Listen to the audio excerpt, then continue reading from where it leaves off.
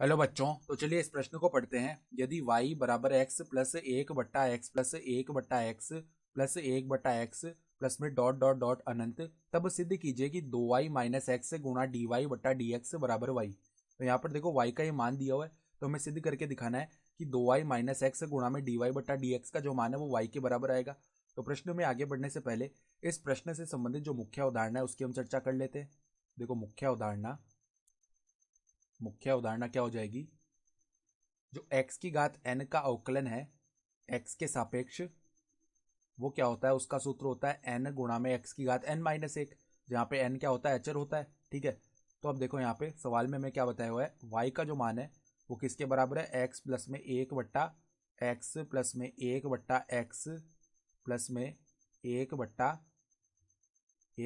X, फिर देखो इसके प्लस में यहाँ पर है एक बट्टा एक्स प्लस में, इस प्रकार चलते चलते हम अनंत तक जा रहे हैं। ठीक है, तो अब देखो अगर हम ध्यान से देखें तो y बराबर में हम क्या लिख सकते हैं, x प्लस में एक बट्टा, देखो वापस उसी प्रकार पद पुनरावृत्ति कर रहे हैं, x प्लस एक बट्टा एक्स प्लस में एक बट्टा एक्स प्लस में अनंत तक जा रहे हैं। तो एक बट्टा में ये जो बचे हुए पद है ये y ही तो बना रहे हैं, तो यहाँ पर एक बट्टा y लिख सकते हैं हम। तो y का मान हम पुनः रखेंगे सवाल से, तो यही पद बनते जाएंगे। ठीक है, तो यहाँ पर देखो अगर हम किसका मान याद करें, एक बट्टा वाई का, तो वो किसके बराबर आएगा, y माइनस एक्स के। तो y माइनस एक्स के, इसको समीकरण एक बोल देते हैं। तो पुनः देखो जो हमारे पास में संबंध है उसको लिखते हैं, y बराबर एक्स प्लस एक बट्टा वाई।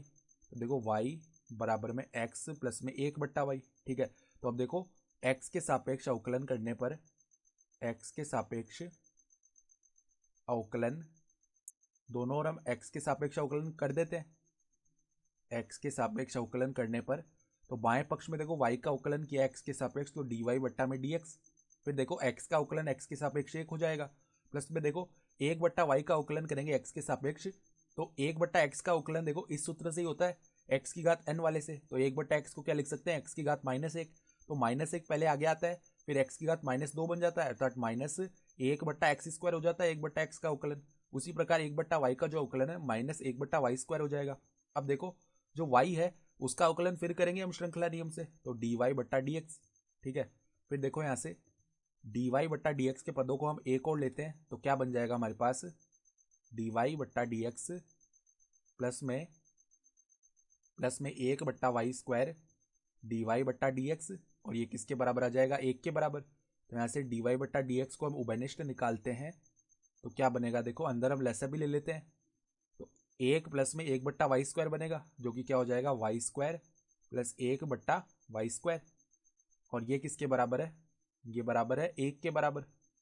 ठीक है, तो यहाँ से देखो जो हमारे पास में किसका मान, यहाँ से हम किसका मान लिखना चाह रहे हैं, यहाँ पर जो डी वाई बट्टा डी एक्स का मान है वो क्या आ जाएगा, वाई स्क्वायर बट्टा में एक प्लस में वाई स्क्वायर। ठीक है, ये बन जाएगा। तो अब देखो डी वाई बट्टा डी एक्स बराबर में वाई स्क्वायर बट्टा में, यहाँ पर अगर हम एक वाई को उभयनिष्ठ निकालें तो एक बट्टा वाई प्लस में वाई बन जाएगा। ठीक है, फिर इस एक वाई से यहाँ पर ये जो स्क्वायर का वाई है वो भाग हो जाएगा एक बार। ठीक है, तो हमारे पास में क्या बन गया, डी वाई बट्टा डी एक्स का जो मान है वो किसके बराबर आ जाएगा, वाई बट्टा में एक बट्टा वाई प्लस में वाई। तो देखो समीकरण एक से हम एक बट्टा वाई का मान रख सकते हैं वाई माइनस एक्स। तो देखो समीकरण एक से एक बट्टा वाई का जो मान है वो वाई माइनस एक्स के बराबर है।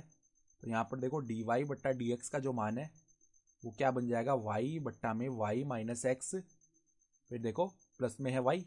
ठीक है, तो देखो वाई प्लस में वाई बट्टा में दो वाई माइनस एक्स बन जाएगा, जिसको हम डी वाई बट्टा डी एक्स के गुणा में ले जाएंगे। तो दो वाई माइनस एक्स गुणा में डी वाई बट्टा डी एक्स बराबर आ गया वाई के, और यही हमें सिद्ध भी करना था सवाल में। तो हम क्या लिख सकते हैं, इति सिद्धम, अर्थात दी गई उदाहरण के आधार पर हमने सिद्ध करके दिखा दिया। तो आशा करता हूँ कि आपको यह प्रश्न समझ में आया होगा। धन्यवाद।